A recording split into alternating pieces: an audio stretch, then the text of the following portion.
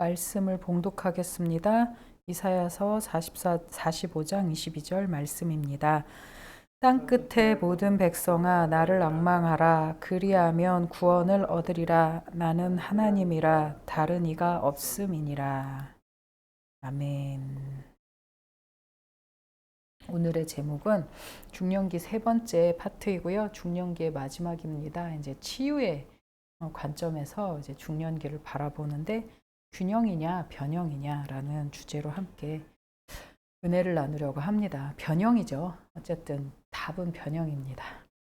융 치료를 우리가 적용을 한다고 하면은요. 융 치료는 과연 어떤 사람에게 적합할까? 이제 대체로 트라우마를 안고 있는 사람에게 적합한 것 같습니다. 그리고 혹은 중년의 인생을 살면서 다른 세계를 느끼며 인생의 무의미함을 혹은 근본적인 질문을 해가기 시작하는 사람에게 접근하면 좋은 방법이라고 여겨집니다. 소위 놀이치료로 불리는 그 모래놀이 치료가 이제 융의 이 이론을 따와서 하게 된 거였었잖아요. 그런데 어린아이들이 이제 왜 모래놀이 치료를 하냐면 어린아이들은 자기의 트라우마를 설명하는 게 조목조목이 어떤 고통이나 어떤 상처를 겪었는지를 설명하는 게 적합하지 않아요. 이제 인지적으로도 그렇고. 그런데 놀이 치료를 하다 보면은 자기의 그 트라우마가 이제 나오게 돼요. 그 유명한 딥스라는 그 책에서 딥스가 약간 자폐 그 아이였었는데 그 아이가 모래놀이 치료를 받기 시작하면서 이제 그 아버지에 대한 적대감을 이렇게 그 병사인 남자 병사를 이렇게 모래 속에 이렇게 묻잖아요. 그러니까 그런 종류. 그러니까 반복적으로 드러나는 것, 또 반복적으로 그런 모든 것들 이렇게 아이들에게 의해서 표현되어지는 것들이 치료를 통해서 모래놀이, 놀이 치료를 통해서 이제 그게 드러난다는 거죠. 그러니까 이제 좀 그런 무의식과의 접근이라는 것에 있어서 어떻게 보면은 이제 트라우마를 가진 사람에게나 인생의 근본적인 질문을 하는 사람.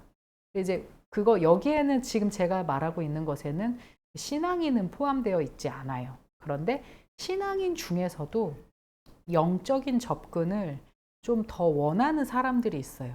그런 사람들에게 이 융의 치료가 적용이 될 수 있다라는 것이죠. 그래서 이런 치료는 그 치료자라는 중재자의 해석과 버팀을 통해서 심리적인 상흔을 치료해 가는 것처럼 기독교에서도 이 치유라는 영역이 필요할 때가 있습니다.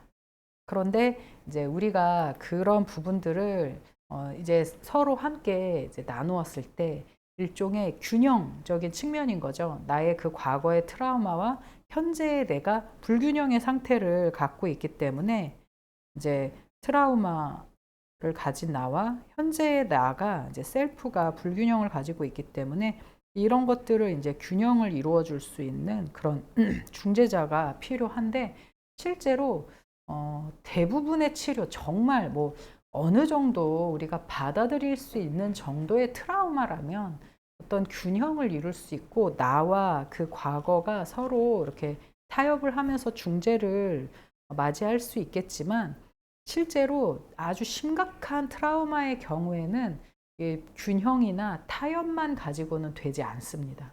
그래서 이런 부분들의 균형이 아닌 변형으로서의 이야기를 나누어야 된다라는 거죠. 그래서 저는 저의 이야기를 통해서 어떻게 삶 안에서 예수 그리스도께서 저의 삶에 어떻게 치료가 되었는가. 그리고 이제 그게 이제 단순히 신앙으로만 치료를 얻었다라는 것이 아니라 이제 저의 삶 안에서 심리학적인 지식과 그리고 이제 어떤 균형적인 측면도 있어 왔기 때문에 그런 부분들을 같이 그 두 가지가 함께 공존하면서 결론이 예수 그리스도로 끝나게 되어지는 그 이야기를 함께 나누려고 합니다.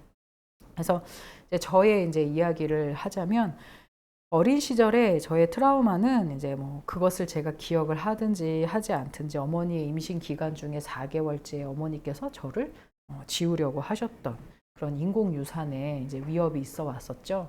근데 이제 그게 되게 신기하게 이제 태아 치유라는 것을 할 때 그 안에서 발견이 되어진 거예요. 저도 몰랐고 저희 어머니도 기억하지 못했던 그런 상황이었었는데 이제 그 부분들이 이제 뭐라 그럴까, 이제 그 태아 치유 가운데에서 발견되어지고 엄마에게 물어봤는데 24살 때.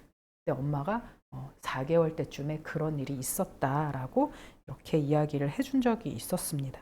그리고 21살부터 이제 저에게 악몽이 시작이 되었었어요.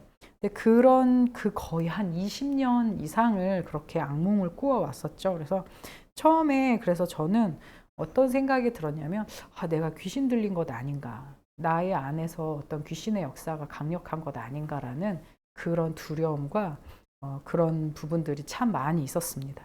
그래서 수없는 이제 금식과 기도를 거쳐오면서 이제 결과적으로 이제 제가 진짜 뻑하면 금식을 했었어요. 이제 25살, 뭐 7살부터 이제 일본 가기 전까지는 그렇게 이제 금식을 하면서 이제 결과적으로 저희 아버지가 이제 구원을 받게 되었고, 선교를 하게 되었고, 결혼을 하게 되었고, 또 자녀를 낳게 되었고, 이제 대교회의 사역을 그만두고 이제 제가 개척을 하게 되었습니다. 근데 그 안에 그 일들 안에 영적인 세력의 힘과 또 내면의 심리적인 갈등이 함께 공존한다는 것을 이제야 안 거예요. 이제 다 정리를 하고 보니까 이렇게 내 심리적인 갈등이 있었겠구나. 혹은 이렇게 사탄의 역사가 있었겠구나라는 것을 이제 좀 정리가 되어지더라고요. 그래서 그 안에 결정적인 힘의 그 원천, 결국에 그 모든 것을 극복하고 나오는 결정적인 힘의 원천은 죽음의 공포를 제가 극복하면서 그게 해결이 되었습니다. 그런데 이제 그래서 이제 첫 번째로 함께 나누고 싶은 것은요, 이제 우리가 치유를 하게 될 때 세 가지의 단계를 저는 여기서 이제 제시를 하는데, 뭐 설교 대지가 3개니까 그렇게 3가지로 뭐 일축해서 제시를 하는데, 치유의 단계를 3개로서 이제 함께 제안을 하려고 합니다. 그래서 첫 번째의 단계는 우리가 내면으로 들어가는 단계, 나 자신을 들여다보는 단계로서 치유의 첫 번째 과정이라고 소개를 하고 싶습니다. 이제 융해 치료의 그 개별화의 과정이라고 이야기를 하고 있는데요. 나를 발견하는 거죠. 그래서 개인의 고유의 특성인 개별화를 발견하게 되어지는 것입니다. 뭐 솔직히 트라우마를 가지고 있는 사람은 뭐 개별화 같은 거 뭐 별로 와닿지 않죠. 왜냐하면 지금 이 당장의 고통을 이렇게 벗어나는 게 가장 큰 문제니까요. 그런데 이제 나이가 들고 저도 이제 나이가 들어서 인생이라는 것이 무엇인가라고 이제 생각하기 시작하다 보니까 진짜 참된 나를 발견하고 싶은 거죠. 나는 무엇을 할 수 있는 존재인가? 나는 어디에서 와서 왜 살고 어디로 가는가라는 것을 발견하고 싶은 거죠. 그래서 이제 융은 이제 스스로도 자기가 이제 미쳐가고 있는 그런 고통 가운데에서 계속 이런 식으로의 구조인 거예요. 이 만다라의 구조의 그 핵심에 겹겹이 이렇게 그 껍질이 이렇게 있는 거예요. 그 안에서 이렇게 안을 향해 파고 들어가는 거죠. 그래서 이 만다라의 지점의 그 원형의 가운데 지점, 여긴 거죠. 자기가 신성해지는 공간이고 치유를 얻는 공간인 거예요. 그래서 가운데 지점엔 융의 자아가 결합할 원형이 존재했습니다. 그래서 이 중앙에는 치유의 기능이 있고 모든 반대 성향으로부터 균형을 이룰 수 있는 공간인 것입니다. 그러니까 이제 제가 말씀드리고 싶은 것은 믿지 않는 사람들이 마음의 평안함을 얻을 수 있는 최고의 방법은 균형을 얻는 건 것 같아요.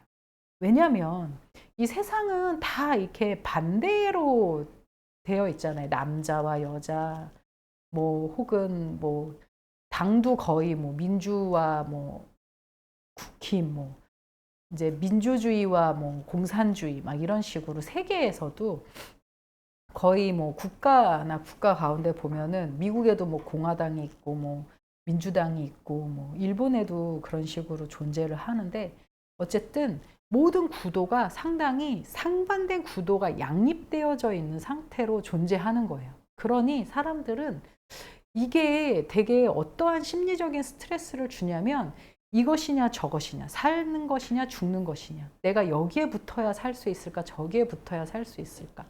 보통 그 회사 안에서도 이사님 백의 라인에 서야 하나, 사장님 백의 라인에 서야 하나, 막 근데 막 여러 가지 그런 그 구도들이, 힘의 구도들이 있을 건데 대부분 팽팽한 긴장의 양단의 구조를 가지고 있다라는 거죠. 그러니까 그것이 왜 심리적인 스트레스를 주냐면, 내가 살아남으려면 저 편에 속할 것이냐 아니냐 막 기타 등등의 이 늘 사냐 죽느냐, 그것이 문제로다의 그 지점에 있다라는 거죠. 그런데 그런 사람들이 이 만다라의 구조 가운데 이렇게 이 가운데 중앙으로 이렇게 모여들기 시작을 하면, 그러면 평안함을 얻게 되는 거죠. 그러니까 그게 이제 일상의 사람들이 평안함을 얻는 방법이다라는 것입니다. 어쨌든 이제 그런 식으로 자기 자신을 이제 발견을 해 가게 되는데, 어쨌든 이런 공통된 단계의 그 일종의 내면의 여행이라는 그 과정 속에는 잘 알고 있듯이 페르조나라는 가장 껍데기에 페르조나가 이제 이렇게 자리를 차지하고 있죠. 그래서 뭐 아버지로서의 나, 엄마로서의 나, 다양한 역할, 소위 가면이라고 하는 이 모든 것들이 이제 나의 내면 안에 있는 진짜 나를 숨기면서 사는 거예요. 막 저 사람을 죽이고 싶을 정도로 미운데 그거를 감추고, 아, 네, 안녕하세요, 막 이런 식으로 자기 자신의 거짓으로 꾸미는 그런 페르조나가 이제 존재하는 거죠. 근데 이거를 이제 한번 싹 걷어내 버리면 그 안에 컴플렉스가 이제 등장하고 자기의 이제 복합적인 심리적인 문제가 나오게 되고, 또 그 안에 이제 아니마 아니무스, 여성성 안에 있는 남성성, 남성성 안에 있는 여성성이 드러나게 되고, 그 안에 이제 그림자가 이제 나오는 거죠. 자기 안에 있는 일종의 악, 내면의 악, 그림자, 어두움, 막 이런 것들이 나오게 되는 거죠. 그리고 그 중심에 이제 진짜 이제 자기 자신 더 셀프가 그 발견되어지는데, 이 더 셀프가 이제 뭐 궁극적인 어떤 캐릭터로서 등장을 하기도 하고, 그러면서 내 안에 그 아키타입이라는 이제 원형을 발견을 하게 해주는 거예요. 근데 어쨌든 이제 이런 식으로의 그 한 칸 한 칸 하나씩 이렇게 벗겨져 나가는 그 과정을 통해서 핵심 원형으로 이제 들어가게 됩니다. 그런데 이제 저의 그런 인생을 이렇게 쭉 보면서 제가 젊었을 때 이제 나이가 어리면서부터 이제 그 버림받음의 기억, 뭐 유산의 기억, 버림받음의 기억, 가정 폭력의 기억들, 막 이런 것들이 이제 있으면서 사느라 바빴죠. 생존하느라 바빴고, 어떻게 하면 살아갈 수 있을까 하면서 그렇게 살다가 20살이 되어서야 이제 제 자신이, 아, 진짜 이제 자기 자신을 돌아볼 수 있는 시기가 되었을 때, 그때 21살 때쯤에 이제 악몽이 시작이 되는 거예요. 그런데 우리가 꿈이라는 것을 이렇게 보면은요, 꿈은 대체로 어떤 역할을 하냐면 우리 안에 있는 찌꺼기들을 처리하는, 그러니까 뇌에 있는 그 아밀로이드라는 그런 단백질이 있는데, 그 단백질 중에 단백질이 이렇게 좀 나쁜 성분으로 빠지는 베타 아밀로이드라는 그런 찌꺼기들을 청소하는 게 꿈이거든요. 그래서 잠을 자야 된대요. 그게 잠이 잘 자야 베타 아밀로이드라는 그 찌꺼기들이 잘 청소가 되어지고, 그게 쌓이지 않음으로 인해서 치매가 걸리지 않는다는 거죠. 그런데 이렇게 꿈은 일종의 이런 찌꺼기들을 청소하는 그런 역할을 하게 되는데, 저에게 있어서의 그 꿈은 무엇이냐면, 제 마음 안에 제가 뭐 열심히 살아오느라고, 생존하느라고, 살아내느라고 한켠에 묶어두어 왔던 저의 그 마음 속에 있던 모든 트라우마의 찌꺼기들이 20살이 되어서 갑자기 확 이제 터져 나오게 되어지는 것입니다. 그러면서 이제 그런 내 자신이 왜 그럴까? 갑자기. 어떻게 보면 저는 20살부터 이제 그 고통이, 심리적인 고통이 시작이 된 거였어요. 융은 한 30살 이제 중년기에 접어들면서 그게 시작이 된 거였는데, 제가 이제 왜 그럴까? 왜 나에게 이런 꿈이 있는 걸까? 영적인 현상인 걸까? 뭐 이제 막 그렇게 스스로 되게 알고 싶었는데, 그거에 대해서 이제 신학교에서 신학 교수님들이 설명해 주는 사람은 없었죠. 대체로 제일 많이 하는 이제 받는 대답은 영적인 현상이니까 기도를 많이 해라. 그래서 진짜 기도를 이제 많이 하기 시작을 했었고, 그 외에 이제 심리학적인 그런 그 지식들을 얻고 또 배우기 시작을 하니까 내 내면 안에 이제 그 중에 가장 도움을 받은 이론은 프로이드의 이론인 거죠. 무의식이 존재하고 그 무의식의 그 영향을 지금 내가 받고 있구나라는 것을 알기 시작을 한 거죠. 그래서 어느 순간 그 제 꿈에 나타났던 저를 끝없는 그 땅속으로 끌고 가려고 하는 그 존재, 그러니까 제가 막 땅으로 꺼질 듯이 막 온몸이 눌려지고 가위가 눌려지고 막 온몸이 터질 것 같은 꿈속에서의 그 고통이 어린 시절에 제가 겪었던 트라우마를 다시 꿈으로 재현하는 것이다라는 것을 이제 알게 된 거죠. 그래서 이제 뭐 우리가 이제 그것을 항상 이제 이렇게 생각을 같이 해야 돼요. 그러니까 먼저 내 내면 안에 있는 심리적인 문제가 재현이 되는 것, 그 뇌의 작용이라고 볼 수도 있고, 그리고 그 안에서 일어나는 영적인 영역이다라고 생각을 해볼 수 있습니다. 그래서 이제 악몽이 어느 정도 해결이 되어졌는데요. 그게 왜 나에게 다가왔고 또 어떻게 해결이 되어졌는지 정확한 이유는 이제 알 수는 없지만, 다만 이제 몇 가지로 정리는 할 수 있다는 거죠. 그러니까 이제 현재는 해결이 되었어요. 그래서 첫 번째로 그 이유를 보자면 영적인 문제가 어느 정도 해결이 되었다라는 거예요. 그래서 제가 이제 막 이런 꿈을 꿀 때마다 저 자신을 다시 돌아보게 되고, 그리고 내 안에 아직도 해결되지 않은 상처가 있는가에 대해서 다시 그날 아침부터 기도하면서, 트라우마들이 이제 꿈으로 출현을 할 때마다 기도하면서 위로와 치유를 얻는 거예요.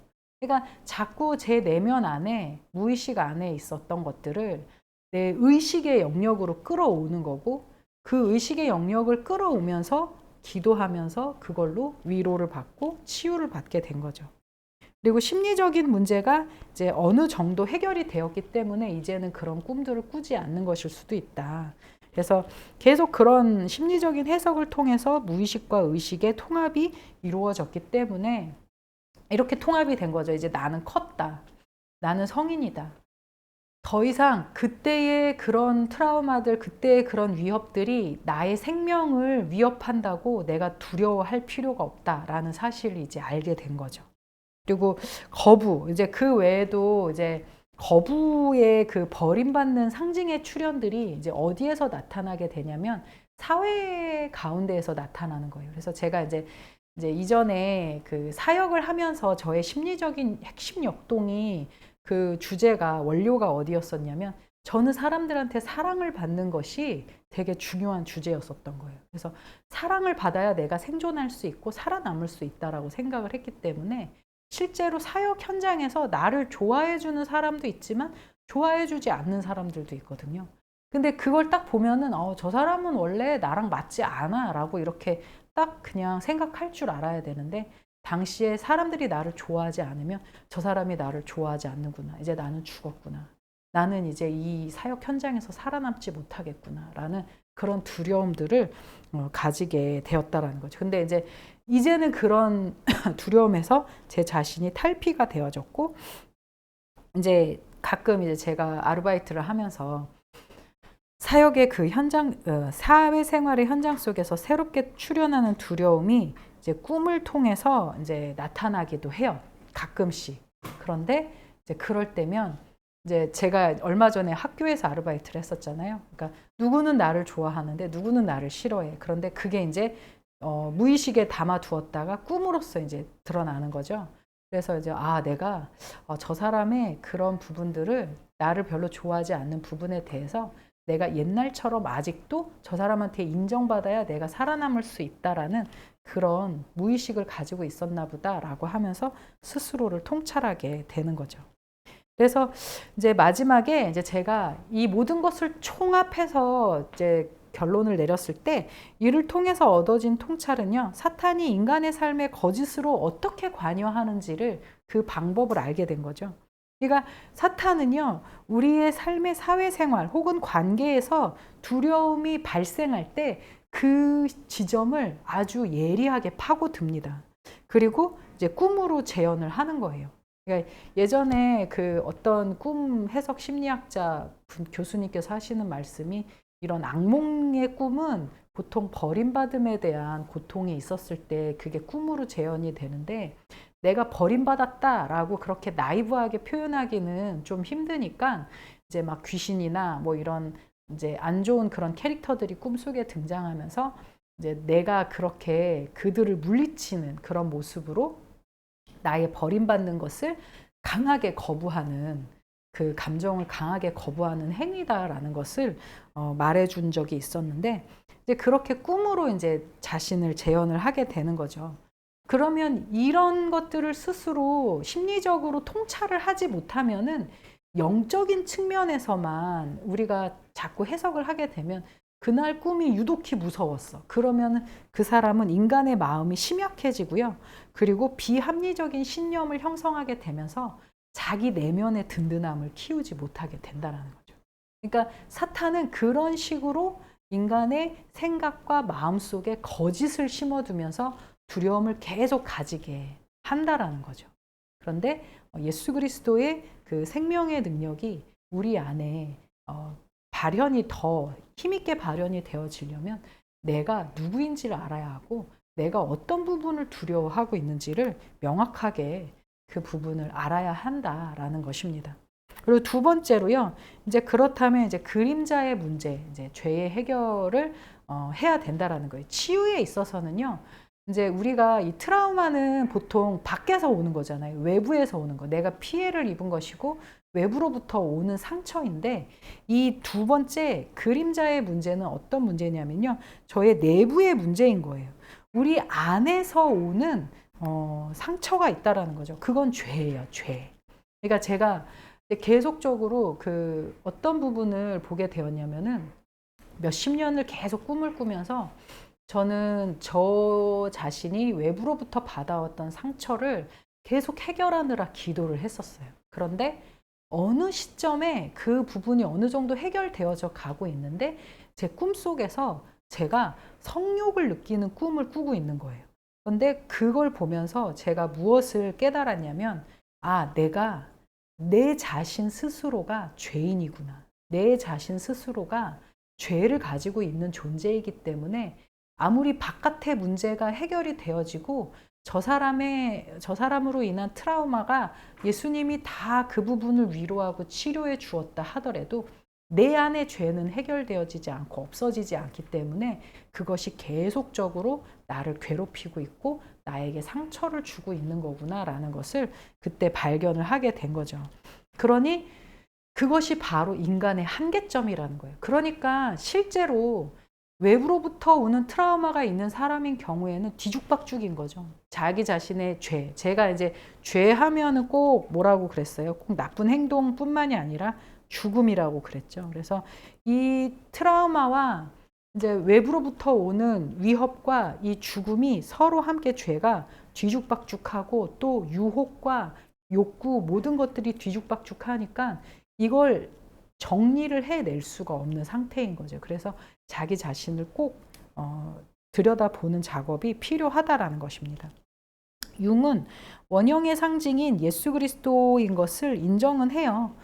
융도 인정을 해요. 원형이 예수 그리스도일 수 있다라고 인정을 해요. 그런데 융은 그 자리에 사탄도 이 자리에 들어올 수 있다라고 말을 합니다. 뭐 부처도 들어올 수 있고 그 어떤 신들도 들어올 수 있습니다. 이 관점을 야마나카 야스히로가 가장 쉽게 표현하는데요. 융이 생각하는 완벽한 신은요, 선과 악의 균형을 이룬 존재인 거예요. 그러니까 융이 생각한 완전한 그 신의 모습은 무엇이냐면요, 선도 있고 악도 있는 거예요. 그러니까 왜 그 샌과 치히로의 행방불명에서 제니바라는 그 뚱뚱한 여자가 있잖아요. 그리고 또 그 동시에 쌍둥이 언니가 있는데 그 착한 언니로 또 다른 똑같이 생긴 사람이 똑같이 선과 악으로 존재하잖아요.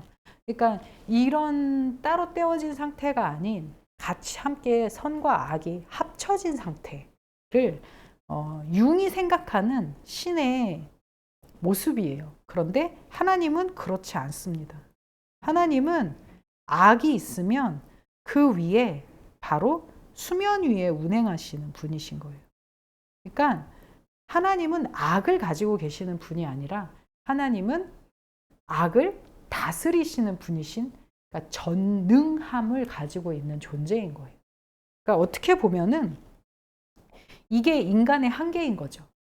그러니까 인간은 어느 정도 악한 면을 가지고 있으면서 어느 정도 이렇게 뭐 선하기도 한 그런 모습인 거죠. 근데 우리가 만약에 천국과 지옥이 서로 엄청나게 떨어져 있다면, 우리가 선과 악이 어느 정도 우리한테 50대 50%를 가지고 있다면, 그러면 발은 지옥에 가 있고 머리는 천국에 가 있고 이런 상태가 되어져야 되거든. 그러니까 그게 아니라는 거죠. 그래서 보통의 사람들은요, 그림자와의 균형을 이제 이룰 수 없어요. 왜냐하면 융의 이론대로라면요, 그림자는 인간 내면의 악이기도 하지만 악한 영적인 존재가 되기도 해요. 이 원형 속에 사탄도 원형이 될 수 있거든요. 그러니 인간이라는 존재가 그림자와 현실적인 균형이 이루어진다면요, 그 자체는 분열적인 상태가 될 수밖에 없다는 거예요. 그래서 인간, 바로 그 영적인 그 안에 사탄이나 뭐 다른 영적인 세력들이 함께 포함이 되어진 상태가 된다는 거죠. 그래서 융의 이론은 상당히 위험한 이론이 될 수 있는 게, 융의 이론에서 정말 융의 심리학적인 그런 치료법으로 진짜 원형의 상태까지 들어가게 되면은요, 그 왜 소위 뭐 그 불교에서 합일의 상태가 되는 거예요. 불교의 영적인 존재와 인간이 서로 합일의 상태가 되어지는 것을 말합니다.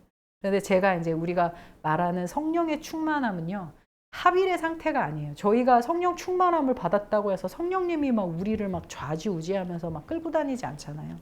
관계적으로 서로 함께 그 관계적으로 공존해 있는 그런 상태가 되어진다라는 거죠. 그래서 여기에서 이제 우리가 아까 뭐 페르조나 뭐 컴플렉스 단계, 아니마 아니무스 단계, 그림자의 단계, 이렇게 하는 이 그림자는요, 단순한 그림자가 아니라는 거예요. 융이 말하는 그 그림자는 인간 실존에 있어서의 악인 거죠. 악이고, 그리고 그것은 또 죽음이기도 하고, 그리고 또 함께 욕구이기도 하고, 기타 등등 모든 것들이 포함되어 있는 것입니다. 그 이제 로더의 표현으로 하면은 허무 혹은 공허를 의미하는 것입니다. 그래서 우리가 그림자와 적절한 조화를 이룬다? 인간의 인식 세계 안에서 공허가 우리 가운데 막 이렇게 막 밀려들고 있는데, 같이 함께 막 크게 자리 잡고 있는데 그 안에서 평안을 누릴 수 있다? 그거는 말이 안 되는 거죠. 막 공허가 있는데 막 거기에서 그 균형을 이룰 수 있겠어요? 우리가 솔직히 막 영적인 것이 막 우리 눈앞에 막 보이고 막 그러고 있는데 막 그 안에서 제정신을 유지할 수 있겠어요? 그 완전 스키조프레니아의 상태인 거잖아요.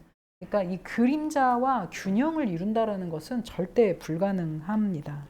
그래서 이제 이것은 적절한 조화를 이룰 것이 아니라 아예 이제 벌스스로 제가 표현을 해놨는데, 그게 아니다. 아예 변형의 치유가 되어져야 한다. 그림자의 영역에 와서는 남성성과 여성성이 적절하게 균형은 이룰 수 있어요. 뭐 여성스러운 남성도 있고 남성스러운 여성도 있고, 저도 이렇게 머리 자르면 막 남자 아닌가 하고서 막 사람들이 보는데, 그런 것까지는 가능한데 그림자에서는 이 균형이 이루어질 수가 없는 그런 상태입니다.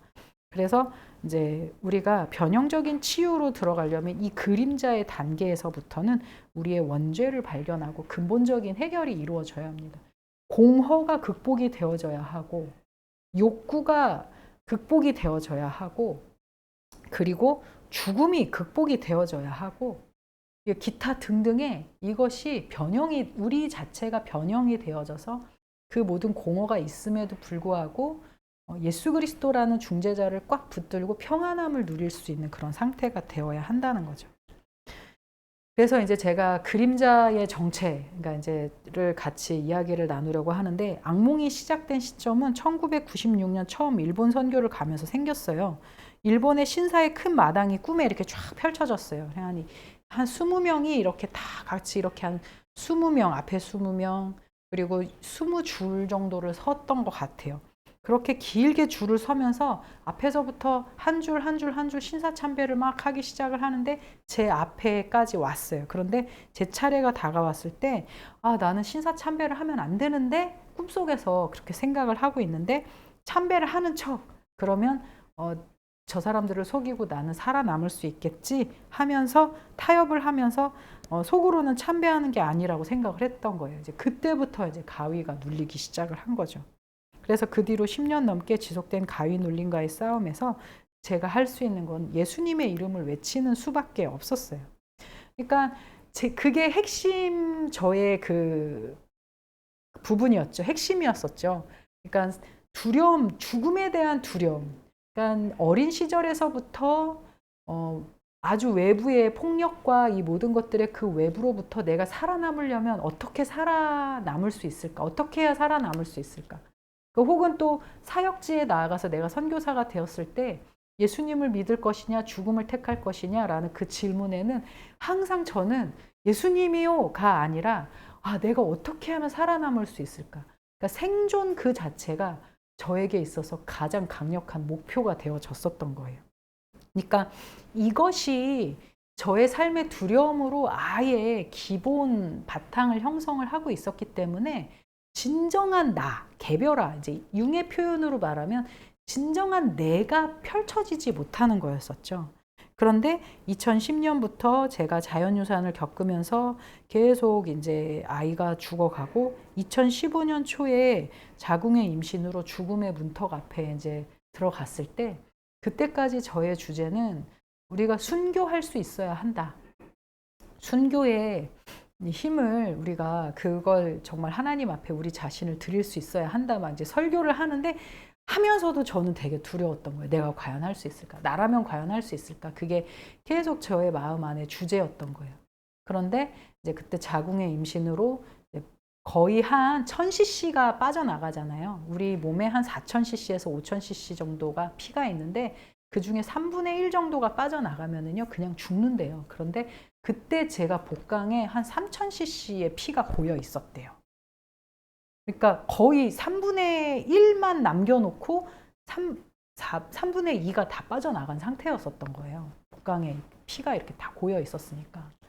그러니 진짜 그때 막 응급차에 끌려갔을 때 대원이 막 여기 김은주 씨, 제 말 들리세요? 하는데 제가 물속에 그냥 확 들어간 것처럼 그 사람의 모습이 여기 완전 눈앞은 시커멓고 무슨 그 인간의 이렇게 사람이 이게 이렇게 빛으로 이렇게 그 사람의 실루엣만 이렇게 빛으로 보이는 거예요. 그러니 이제 거의 죽음 앞에 이제 다가왔을 때 안 들려요, 안 들려요, 막 이제 그러고 눈은 떴는데 분명히 나는 뜨고 있는데 눈은 보이지가 않고 사람의 모습은 이렇게 그냥 하얀 빛으로만 이렇게 보이고 그러고서 이제 병원에 딱 왔는데 제가 누워서 침대에 누워서 하나님 앞에 기도하기를 하나님 제가 우리 지체들한테 순교에 대해서 설교를 했었는데 제가 지금 죽음 앞에 두려움을 가지고 있습니다.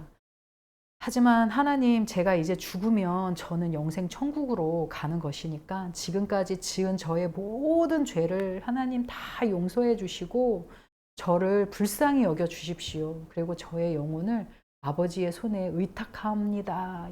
그러고서 예수님의 이름으로 기도합니다. 라고 했는데 그 순간 제 몸이 완전히 돌덩어리처럼 굳어 있었는데 그때 주신 하나님의 평안이 저를 쫙 몸을 다 풀어놓은 거예요. 그래가지고 그때부터 힘이 딱 빠지고 그래 죽든지 안 죽든지 나는 이제 천국으로 가면 되니까 마음의 평안함을 얻자 하면서 그렇게 갔다 왔고 그 위기를 겪고 그리고서 하나님이 선물로 성우를 주신 거였죠.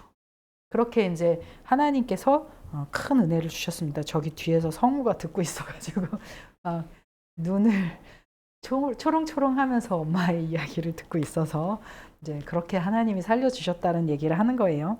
어쨌든 그 순간 그 순간에 제가 그동안 그 내 안에 나의 어두움으로 나를 묶고 나를 정말 자유롭게 나답지 못하게 그러게 힘있게 살지 못하게 했던 그 그림자의 정체가 무엇이었냐? 바로 죽음에 대한 공포, 두려움이었다라는 거죠. 그래서 그런 것들을 이제 제가 알고 난 뒤로 그 뒤로는 꿈이 서서히 변하기 시작을 했어요. 아주 극적으로 변한 게 아니었고, 이제 제가 어두움이 딱 꿈에서 깔리면 두려움을 느끼고 제 몸은 굳어지고 막 마치 지옥으로 막 땅으로 빨려 들어가는 것처럼 몸이 이렇게 막 터질 것 같은 고통을 느꼈는데, 그게 아니라 어두움이 내려와도 무섭지가 않았던 거죠. 그때부터 꿈의 내용이 이제 달라지기 시작했던 거예요. 그러니 우리가 요한복음 11장 25절에서 26절에 예수께서 이르시되 나는 부활이요 생명이니 나를 믿는 자는 죽어도 살겠고 무릇 살아서 나를 믿는 자는 영원히 죽지 아니하리라. 이 말씀이 이제 그때부터 저의 삶에서 힘을 발휘하고 힘을 얻어가기 시작하게 되었습니다. 그래서 인생의 모든 두려움의 핵심에는 죽음이 있었던 거예요. 가정폭력이 트라우마가 되는 것은 죽음을 맛보기 때문인 거예요. 자신을 보호해 주어야 할 대상이 죽음의 위협을 주기 때문에 그것이 트라우마가 되는 것입니다. 그 모든 것은 엔트로피의 법칙처럼 찌꺼기가 되어 트라우마로 우리의 몸과 영혼에 쌓여 있게 되었다라는 거죠. 그래서 꿈이 그걸 알려준 거예요. 그러니까 어떻게 보면 꿈은 두 가지에 상반된 그 역할을 하는 거예요. 이 꿈을 통해서 사단이 거짓으로 강력하게 역사를 하면은 너는 이제 죽었어. 너의 그 안에 엔트로피의 법칙처럼 쌓여있는 그 모든 사망의 권세들이 이제 너를 이기지 못할 거야. 너는 이 꿈을 통해서 너는 두려움에 질려서 너는 죽어버릴 거야. 이거과 두 번째는 무엇이냐면 뇌의 찌꺼기. 그러니까 하나님께서 혹은 인간 영 스스로가 지금까지 너는 이 쓰레기들을 네 몸 안에, 너의 영혼 안에 막 왜 이렇게 쓰레기 쌓아놓는 것처럼 막 쌓아놨는데 이제 이 트라우마들을 청소할 때가 되었어. 너가 예수 그리스도를 알았고 그분을 구주로 믿었고 그분과 함께 살아왔으니 이제 그분의 이름의 능력으로 너는 이 쓰레기들을 하나씩 하나씩 청소할 수 있어. 그러니까 우리가 같은 현상인데 그것이 하나는 그걸 통해서 예수 그리스도로 인해 변형을 입고 우리 자신이 생명을 얻게 되어지는 길로 가는 것이냐, 아니면 거기에 질려서 사단이 주는 비합리적인 신념에 눌려서 두려움에 떨고 그러면서 나는 이제 죽을 거야 라고 하는 그런 상태가 될 것이냐, 그거는 선택에 달려 있다라는 거죠.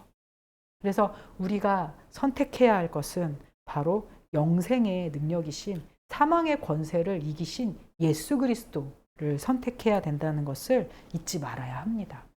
그래서 세 번째 단계로는요, 중재자이신 예수 그리스도입니다. 이제 원형이 아까 제가 말씀드렸듯이 원형에 여기는 융은 다 뭐 부처도 들어가고 뭐 사탄도 들어가고 예수 그리스도도 들어가고 누구나 다 들어갈 수 있는 그런 자리였던 거잖아요. 그런데 이제 그런 보편적인 존재에서 오직 예수 그리스도만 특별하게 그 자리에 우리가 집어넣어야 된다라는 거죠. 그래서 이제 이때 대자아의 숭고한 이미지가 마침내 출현하고 소위 신비한 연합 가운데 인격을 통합을 하는데, 인간 자아는 상반된 것들을 결합시키는 신을 경험하는 단계인 거예요. 근데 융은 그 신의 존재를 규명하지 않아요. 그 신이 누구든 상관없어요. 결국 융의 이론은 그 안에 완전함의 가능성과 불완전함의 가능성을 모두 포함합니다. 왜냐하면 그 대자아는 그리스도가 될 수도 있고 사탄도 될 수 있기 때문입니다. 그런데 사도행전 4장 2절에 다른 이로서는 구원을 받을 수 없나니 천하 사람 중에 구원을 받을 만한 다른 이름을 우리에게 주신 일이 없음이라. 우리가 그 모든 코어에 예수 그리스도가 자리를 차지해야 된다라는 것입니다.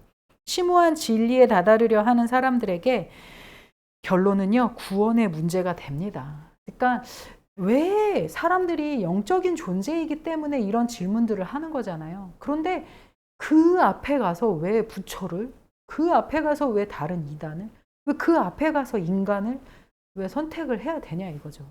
그러니까 어떻게 보면은 우리가 생각하기에 되게 완전하게 뭔가를 다다를 수 있는 것 같지만 실제로 믿음이 없이는 하나님을 기쁘게 하지 못하는 거예요. 우리가 믿음이 없이는 예수 그리스도를 발견할 수 없는 거예요. 제가 말씀드렸듯이 우리는 예수 그리스도에게 복종해야 하는 것이고 우리는 예수 그리스도를 믿어야 하는 것입니다. 믿어지든지 믿어지지 않든지, 내가 이것을 깨달았든지 해석을 했든지 통찰을 얻었든지 안 얻었든지, 내가 많이 배웠든지 일자 무식이든지 어쨌든 예수 그리스도가 구주다라고 하면은요, 지금까지의 모든 과정들 다 없어도 돼요. 그냥 예수님 믿고 구원 받으면 되는 거예요. 그냥 간단한 거예요. 특별한 거 없어요. 더 큰 지식이 필요하지도 않고 더 큰 해석이 더 필요하지도 않아요. 그냥 예수님만 믿으면 우리의 구원의 문제는, 바로 그림자의 정체였던 죽음의 문제는 그냥 해결이 되는 것입니다. 그래서 그냥 우리는 무조건 그냥 예수 그리스도에게로 가야 되는 거예요. 그래서 우리가 이제 많은 사람들이 보면은 도깨비 아세요? 드라마? 모르지, 안 봤죠. 호텔 델루나라고 아세요? 아이유 나오는 거? 그런 것들을 보면은요, 이제 이렇게 어떻게 보면은 특화된 사람들이 있어요. 그러니까 이제 그런 작가들, 스토리텔러들의 그런 작가들. 진짜 풍성한 거죠. 창의력이 엄청난 거죠. 그러니까 이 사람들은 영적인 세계, 무의식과 의식의 세계, 영적인 세계와 현실의 세계를 넘나들면서 뭐 소위 그것의 이제 원형은 전설의 고향이잖아요. 그러니까 그들의 그런 막 이야기들 속에서 한이 맺히고 한을 풀어주고 뭐 저승으로 보내주고 막 기타 등등 막 여러 신들이 막 등장을 하고 도깨비도 등장을 하고 뭐 델루나에서는 마고신도 등장을 하고 막 이러는데, 그런 것들을 보면은 그래서 결국에 다 이야기를 보고 나면 so what? 어쩌라고? 그러니까 그렇게 이승과 저승의 죽음의 그런 그 사이에서, 삶과 죽음은 중간지대가 없어요. 죽으면 죽는 거고 살면 사는 거예요. 근데 거기에서 막 그런 여러 영적인 그런 모습들까지 보여주면서 한의 모습도 보여주고 그걸 풀어주는 모습도 보여주고 구판도 벌이고 막 그렇게 다 하는데, 그런데 그런 그 안에서 결국에는 그래서 이제 그 풍성함을 가졌어. 그래서 우리 서로에게 재밌는 이야기를 들려줄 수는 있어도 그 사람 인생, 그 사람의 본질에, 그 사람의 인디비주얼라이제이션에는 so what? 그래서 어쩌라고. 그러니까 그렇게 해서 이제 그런 드라마를 보면서 재밌어도 하고 이야기도 듣고 사람들이 막 울기도 하고 웃기도 하지만 그 마지막에는 꼭 우리는 예수 그리스도가 있어야 합니다. 그래서 이렇게 풍성한 스토리텔링의 그 무한한 바다에 들어가요. 좋아요. 그런 이야기를 쓰면서도 분열이 되지 않는다면 괜찮은 것 같아요. 그런데 어쨌든 그 종점에는 변형과 치유, 인생의 주인이요, 항해의 목적지인 예수 그리스도가 있어야 한다. 제가 좋아하는 이제 영화의 그 모습인 거죠. 이게 탯줄이 끊어진 것 같은 이런 모습. 우주의 그래비티, 그 우주 항공을 하고 있는 사람이 이 우주와 연결된 그 선이 없으면 결국엔 이 망망대에 빠져드는 것처럼, 정말 이 영적인 세계는 너무나도 무한하고 망망대해 속에 별의별 영들이 다 있고, 그런데 우리는 오직 예수 그리스도라는 하나님에게 우리의 주를 연결을 하면서 살아가야 할 줄 믿습니다. 그래서 인간의 존재의 주소가 우리는 있어야 합니다. 결론적으로요, 인간의 치유는 균형이 아니라 변형입니다. 트라우마의 근본적인 치유가 구원에서 온다는 사실이 확인되지 않으면요, 진짜 치유는 불가능할 것 같아요. 그러니까 우리가 담당하는 아이들이 어떻게 보면은 그 트라우마인 거잖아요. 버림받음에 대한 트라우마인 거잖아요. 그러니까 그 아이들에게 구원의 메시지가 있어야 해요. 안 그러면 그 아이들은 망망대해 가운데 떠다니는 존재밖에 될 수가 없어요. 그러니까 인간은 안전에 대한 끝없는 갈망을 느끼기 때문에 그런 존재이기 때문에 구원이라는 주제가 반드시 들어가야 합니다. 그리고 이제 별도로 우리 자신을 바라봤을 때 우리는 지금 이제 노년을 향해 가고 있지 않습니까? 노년은 그 자체가 그냥 안전망이 풀려요. 없어요. 안전지대란 없어요. 막 치매가 될 수도 있고. 제가 얼마 전에 장애인 활동 지원사라는 교육을 받았는데, 이제는 장애인이에요. 장애우도 아니에요. 장애인이 맞대요. 그러면 우리 같은 사람들은 뭐라고 불러요? 비장애인이에요. 근데 이 비자가 아닐 비자가 아니고요. 예비 비자예요. 언제 우리가 장애인이 될 줄 모르는 거예요. 늙으면 장기도 떼어내면 장기 새로 넣잖아요. 인공장기 넣으면 장애인인 거예요. 뭐 사고 나면 장애인이 될 수 있는 거예요. 우리는 예비 장애인이라는 거예요. 그런데 이렇게 노년 그 자체가 모든 안전망이 풀려지는 그 시기를 향해 우리는 가고 있어요. 그냥 살면 살수록 인생은 아무 낙이 없다고 말하는 삶을 살게 될 거예요. 전도서 12장 1절 말씀처럼. 그때 그런 말할 날이 오기 전에, 그렇게 우리가 껍데기에 불과한 존재가 되기 전에, 이 중년기라는 거는 의식과 무의식, 영혼과 육체, 그 모든 두 가지의 세계가 맞닿아 있는 시기잖아요. 시기적으로. 그러니까 너무나도 황금기라는 거죠. 하나님의 사랑을 온몸으로 느낄 수 있는 그런 시기인 거예요. 그러니까 그분의 존재를 더 실질적으로 받아들일 수 있는 이 황금의 시기에, 이때 할 수 있는 한 예수 그리스도를 우리가 마음속에 깊게 새겨 넣으라는 거죠. 우리가 살아오면서 트라우마와 찌꺼기들, 그 쓰레기들을 쌓을 수 없을 만큼 가득 쌓았다.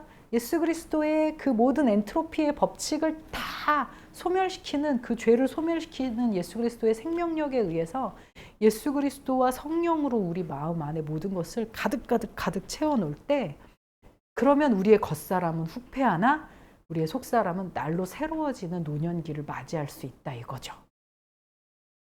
그러니 이 시기가 너무나도 황금의 시기인데, 이 시기에 놓치지 말고 예수 그리스도를 담아두고, 우리의 기억에, 마음에, 영혼에, 신체에, 뭐 어디 담아둘 수 있는 데는 다 담아두어서 모든 영역의 구원자로, 최종의 목적지로 삼을 수 있는 그런 시간이 되시기를 예수님의 이름으로 축원을 드립니다.